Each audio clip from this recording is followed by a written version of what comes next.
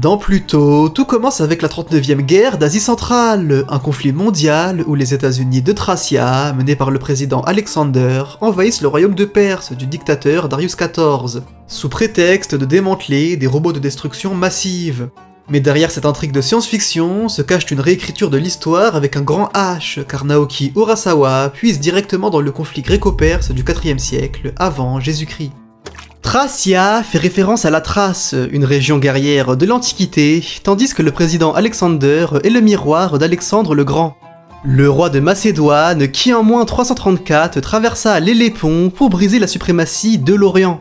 Son opposant Darius XIV n'est autre que le reflet de Darius III, le dernier grand roi de l'Empire perse.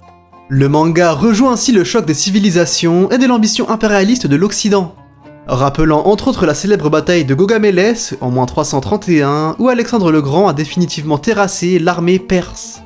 Cependant, le manga rejoue évidemment la guerre américano-irakienne de 2003, dont celle-ci commença en mars 2003, soit 6 mois avant le début du manga, nous prouvant qu'Urasawa écrivait en réaction directe à l'actualité de l'époque.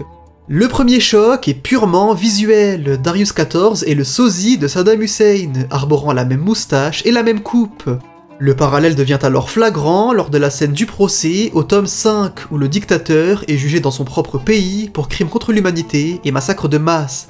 Une reproduction exacte des images du procès réel de Saddam Hussein à Bagdad entre 2004 et 2006, montrant le tyran déchu mais toujours provocateur face au juge. Le cœur du récit, lui, repose sur le grand mensonge géopolitique de cette décennie. Thracia justifie son invasion de la Perse par la recherche de robots de destruction massive. Un calque transparent aux fameuses armes de destruction massive que George W. Bush prétendait trouver en Irak, mais qui n'ont jamais existé. Pour légitimer cette agression, Thracia instrumentalise la commission Bora, qui représente alors les inspecteurs de l'ONU et de l'AIEA, démontrant de ce fait comment des inspecteurs pacifiques sont utilisés pour cautionner une machine de guerre. L'horreur atteint son paroxysme avec la découverte des piles de cadavres de robots civils sous une mosquée en ruine, une référence directe au charnier irakien et plus précisément au massacre de 1991, dans les villes saintes de Nedjaf et Karbala, où le régime de Saddam avait bombardé des lieux sacrés pour écraser l'insurrection.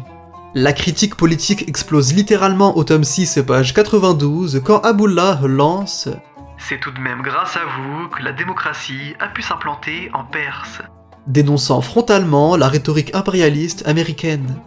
Enfin, les 7 robots les plus puissants du monde sont représentés comme des vétérans traumatisés par le PTSD, prouvant que dans la guerre, même les vainqueurs ont tout perdu.